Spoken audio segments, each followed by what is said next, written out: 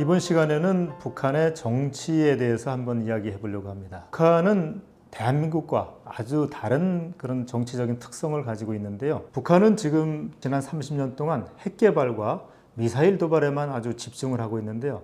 그 이유는 바로 북한이 이 경제적으로 어려움을 봉착하기 위해서는 여러 나라 국가들과 무역을 하고 또 경제 관계를 구축을 해야 됩니다. 그러나 세계의 제1강대국인 미국이 북한의 체제를 인정을 해주고 있지 않습니다. 그렇게 되다 보니까 유엔을 비롯한 여러 국제기구에서 북한의 경제를 제재하게 됩니다. 이런 북한의 경제적인 제재로부터 자유로워지기 위해서 미국과 협상을 해야 됩니다. 미국과 협상을 해서 북한의 체제를 인정하고 평화협정을 체결하는 것이 북한의 목적이다. 그러기 위해서는 북한이 핵을 개발하고 또 장거리 미사일을 개발하는 것이 바로 이제 미국과 협상을 하기 위한 대등한 조건을 갖추는 충분 조건이다라고 생각하기 때문에 도발을 지속하고 있다라고 말씀드릴 수 있습니다. 여러분들 아마 놀라셨을 텐데요. 지난 5월 31일 아침 6시 32분입니다. 아마 전 국민들이 가지고 있는 휴대폰에 이 문자 메시지와 함께 사이렌이 울렸는데요. 아마 많이 놀라셨을 겁니다. 북한은 이와 같이 1953년 정전협정 이후에 총 13번에 걸쳐 가지고 대한민국에 공습경보 또는 경계경보를 발령하는 이러한 그 상황을 유도를 했습니다. 이것은 바로 북한이 언제 공습을 할지도 모른다. 그러니까 항공기, 전투기를 남한으로 침투를 시켜서 서울 시민이나 대한민국 국민들한테 포탄을 터뜨릴지 모른다라는 것을 미리 알려주는 것이거든요. 그래서 앞으로 북한의 핵과 또 미사일의 위협이 커지면 커질수록 이러한 경계경보와 공습경보는 많아질 것으로 생각이 되는데요. 여기에 대한 우리 국민들의 인식과 또 준비가 필요하다라고 말씀을 드릴 수 있습니다. 북한은 이중적인 성격을 가지고 있다라고 말씀을 드릴 수 있는데요. 그것은 북한은 우리 나라와 약 75년 전에 분단이 된 우리 고유의 영토이고 또 국민입니다. 이것은 우리 대한민국의 5,000년의 역사로 따지면 75년이라는 역사는 정말 작은 역사거든요. 그렇기 때문에 북한의 주민들은 우리가 함께 통일을 이뤄서 함께 살아가야 될 국민이다라는 이러한 측면이 있습니다.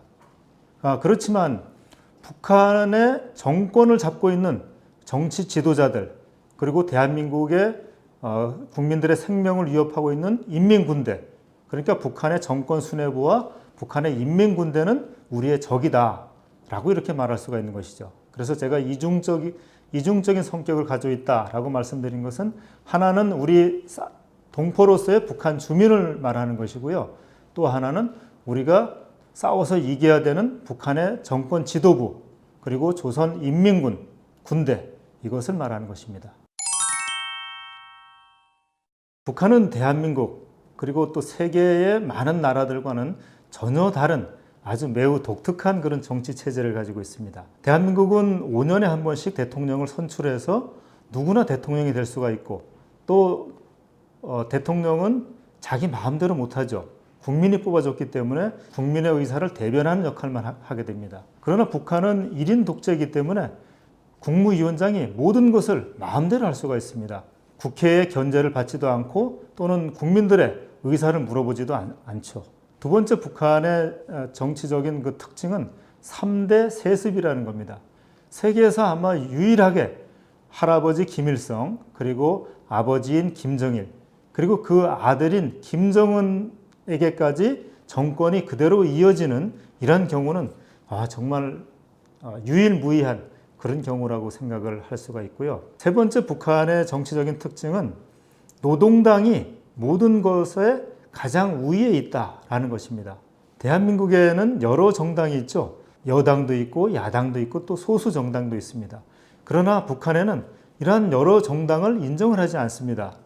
조선노동당이라는 정당 하나만 있거든요. 국회라든가 외교라든가 모든 면에서 조선노동당이 모든 것을 통제하는 일당 독재 체제다라고 북한의 특징을 말씀드릴 수 있습니다. 네, 북한의 지도자는 지금까지 75년의 역사를 통틀어서 3명의 지도자가 존재합니다. 첫 번째 1948년부터 1994년까지 김일성이라는 북한의 지도자가 북한을 통제했죠. 이 사람은 바로 주체사상이라는 것을 내세웠습니다. 이 주체사상이라는 것은 뭐냐 하면은 모든 것은 내가 주인이 돼서 내가 결정하고 내가 행동한다 라는 것이죠. 겉으로 보면 얼마나 좋습니까? 그러나 요즘 같은 세상에서 세국 정책을 하면서 다른 나라와 교류하지 않고 경제라든가 사회라든가 문화라든가 모든 것을 해결해 나가기는 대단히 어렵죠. 그러나 북한은 주체사상이라는 것을 지금도 신봉을 하고 있습니다. 자, 북한의 두 번째 통치자인 김정일 국방위원장은 선군사상이라는 것을 내세웠습니다. 이 선군사상이라는 것은 뭐냐 하면요, 조선인민군, 그러니까 북한의 군대가 모든 면을 다 이끌어야 된다라는 그런 사상입니다. 그래서 여러분들 아마 보도를 보면은 북한의 군대가 건설 현장에 동원돼 가지고 군인들이 막 어떤 그 건설 사업에 투입된다거나 또는 뭐 재난 상황에서 군대가 역할을 한다거나, 이처럼 북한은 조선인민군이 가장 잘 조직되고 가장 충성스러운 조직이기 때문에 경제, 사회, 문화, 정치 모든 면에서 군대가 이끌어 가야 된다라는 그런 선군 사상을 내세웠죠. 세 번째, 현재 북한의 통치자인 김정은 국무위원장은 김일성, 김정일주의라는 통치 이념을 가지고 현재 북한을 이끌고 있습니다. 이것은 뭐냐 하면은 나는 나의 할아버지와 아버지가 했던 대로 하겠다. 그러니까 그 북한의 주민들은 나의 할아버지와 아버지가 했던 그 시대에 따라준 대로 나를 따라주면 된다. 이런 논리입니다. 이것을 우리가 바로 그 유훈 통치라고도 이야기를 하는데요. 죽은 사람이 그 산 사람을 통해서 통치하는 것. 이같이 북한은 김일성의 주체사상, 김정일의 선군사상, 그리고 김정은의 김일성, 김정일주의, 이 세 가지의 통치 사상을 말씀드릴 수 있습니다.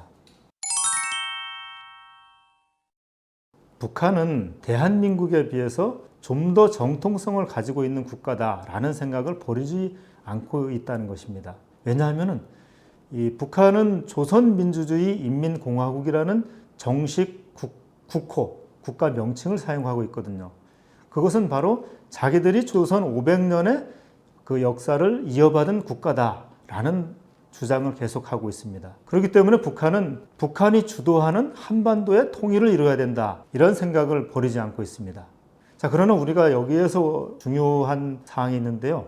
북한은 세계에서 가장 인권을 무시하고 있는 이런 국가죠. 그렇기 때문에 이러한 그 독재 체제에 의해서 통일이 된다면은 대한민국 국민들의 자유와 민주와 그리고 인권은 그대로 속박이 되고 말 것입니다. 그렇기 때문에 바로 대한민국의 민주적인 가치, 자유, 번영, 이 가치에 의해서 한반도가 통일이 되어야 된다라는 생각을 꼭 가져주었으면 좋겠습니다.